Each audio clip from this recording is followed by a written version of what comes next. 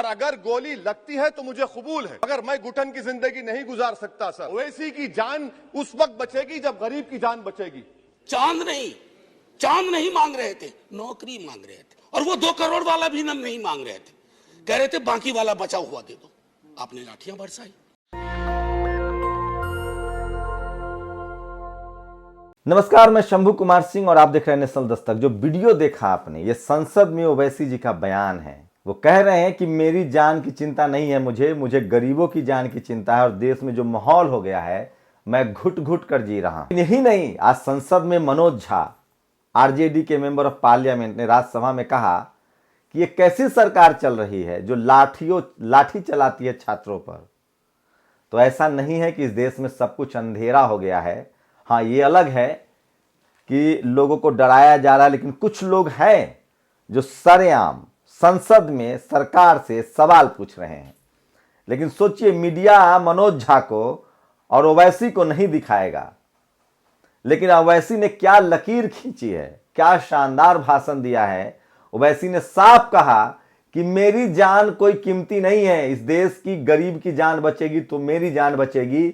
मैं घुट घुट कर नहीं जी सकता, मैं लड़ूंगा सड़क पर, चाहे मेरी जान चली जाए, लेकिन मैं इस देश के संविधान को बचाने के लिए, इस देश के शोषित वंचित समाज के अधिकार को बचाने के लिए लड़ूंगा।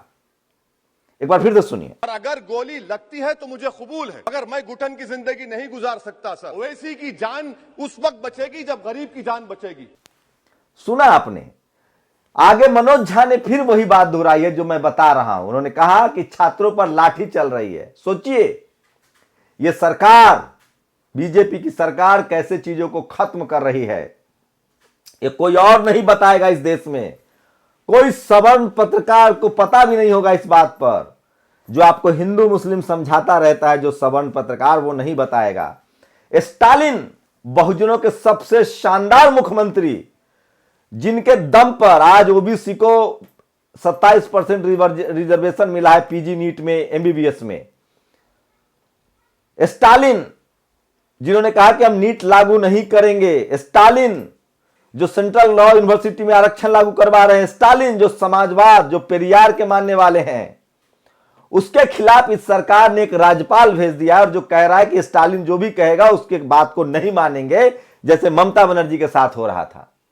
लेकिन ये कोई टीवी अखबार आपको खबर नहीं दिखाएगा। मैं फिर कह रहा हूं, जितने लोग जो लालू यादव, कर्पूरी ठाकुर को जानते हैं, वही रुतबा, वही स्टेटस स्टालिन में दिख रहा है। काश तेजस्वी यादव और अखिलेश यादव भी स्टालिन से सीखते। तेजस्वी यादव ने उस दिन 2.5 घंटे स्टालिन से बात की है, और क्या शानदार बातचीत रही दोनों की। तो मुझे लगता है कि लालू जी के कदमों पर, लालू जी की बनाए हुए रास्तों पर अब तेजस्वी यादव तो चलने लगे हैं। अब रही बात अखिलेश यादव की, मायावती तो खरा सोना है सोशल जस्टिस के मामले में। उन्होंने 5 साल मुख्यमंत्री के तौर पे अपने आप को साबित किया है। चंद्रशेखर से भी बहुत उम्मीदें हैं, बावन मिश्राम से भी बहुत उम्मीदें हैं। मैं बार बार कहता हूं कि इस देश के SC ST OBC माइनॉरिटी को राजेंद्र प्रसाद सिंह की लाइन है कि अपने ही लोगों की आलोचना करना, अपने ही लोगों को नीचे दिखाना, यह मानवीय स्वभाव नहीं है, पिछड़े समाज का स्वभाव है। इसलिए दिलीप मंडल ने एक सर्वे किया था कि कैसे एक सवर्ण दूसरे सवर्ण की नाकामियों को छुपाकर उसको प्रमोट करता है और उसको दुनिया के तमाम बड़े पदों पर बैठाता है। यह बहुजनों को सीखना पड़ेगा। और इसी कड़ी में स्टालिन है जो शानदार काम कर रहे हैं। और मैं कुछ और बड़ी खबरें बता दूं। उत्तराखंड में प्रधानमंत्री मोदी की वर्चुअल रैली भी रद्द हो गई। अब सोचिए, वर्चुअल रैली भी रद्द हो गई तो सोचिए कि इस पार्टी की कितनी ज्यादा दुर्दशा हो रही है, कितना अनपॉपुलर हो रहे हैं। लेकिन दलित सीएम इनको पच नहीं रहा है। चन्नी के यहां रेड मारे जा रहे हैं, चन्नी के यहां ईडी के रेड मारे जा रहे हैं। और ईडी के रेड, ये फोटो देख लीजिए, यही है वो शख्स, ईडी का हेड, जो बीजेपी से जाके टिकट ले लिया। अब सोचिए, जब ये ईडी का हेड रहा होगा तो इसने क्या क्या कुकर्म नहीं किए होंगे बीजेपी के लिए। विनोद राय, सीएजी वाला, पता है कहां है? सोचिए, एक सीबीआई का ईमानदार डायरेक्टर हुआ, कैसे उसको हटा दिया गया। तो सोचिए कि हमारे समाज में, मैं लगातार bureaucrats, IAS, IPS, collector, DM से मिलता हूं, मंत्रियों से, सब कहते हैं कि शंभू तुम बहुत अच्छा काम कर रहे हो, लेकिन मुझसे सरेआम मत मिलना। मेरी जिंदगी खतरे में पड़ जाएगी, नौकरी खतरे में पड़ जाएगी। अरे कब तक डरोगे? अगर आप डरते रहोगे तो आपकी आने वाली नस्लें मारी जाएंगी। ओवैसी की तरह रहो। ओवैसी ने साफ साफ कहा कि मुझे कोई सिक्योरिटी नहीं चाहिए, मैं गरीब, वंचित, शोषित और अपने समाज की बात उठाऊंगा, चाहे मुझे गोली मार दी जाए। जिस दिन इस देश का एससी, एसटी, ओबीसी, माइनॉरिटी का आदमी ये सीख लेगा, चाहे वो मिनिस्टर में, चाहे वो मंत्री हो, चाहे वो ब्यूरोक्रेट्स हो, चाहे वो जज हो, चाहे वो एक दरोगा हो, चाहे वो पुलिस हो, संविधान वो आपको अधिकार देता है। क्या मजाल है किसी की आपको डरा ले? हमारे दिमाग में जो डर बैठाया गया है उसकी वजह से हम डर रहे हैं। शुक्रिया ओवैसी साहब, आपने इस डर को खत्म किया है।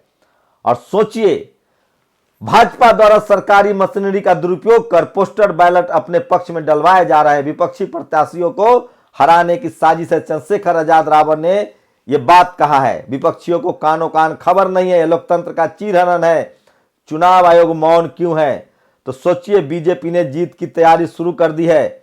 और सोचिए, कर्नाटक में कह रहे हैं कि मुस्लिम महिला हिजाब पहन के कॉलेज नहीं आ सकती है। दिलीप मंडल पूछते हैं कि जेनऊ पहन के आ सकते हैं?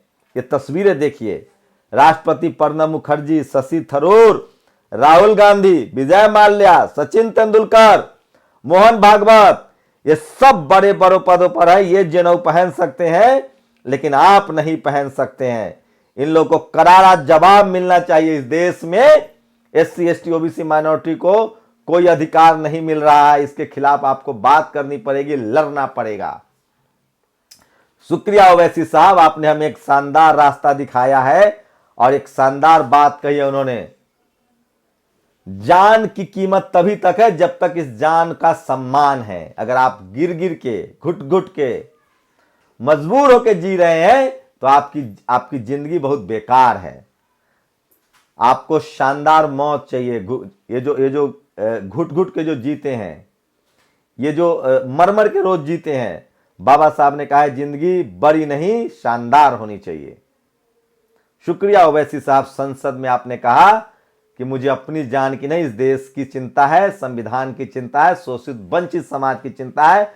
और वो कौन लोग हैं जो जाति के आधार पर और धर्म के आधार पर शोषण कर रहे हैं, जो बाबा साहब के संविधान को कॉपी पेस्ट कहते हैं, जो जाति व्यवस्था बनाए रखना चाहते हैं, जो मनुवाद लाना चाहते हैं, जो जातिवाद को बढ़ाना चाहते हैं, जो कहते हैं धर्म संसद लगाकर कहते हैं कि धर्म विशेष के आदमी ही कानून बनाएगा। ऐसे लोगों के खिलाफ बात करने की जरूरत है। इस देश के फैब्रिक को बचाने की जरूरत है, इस देश को बचाने की जरूरत है। और यही काम स्टालिन कर रहे हैं।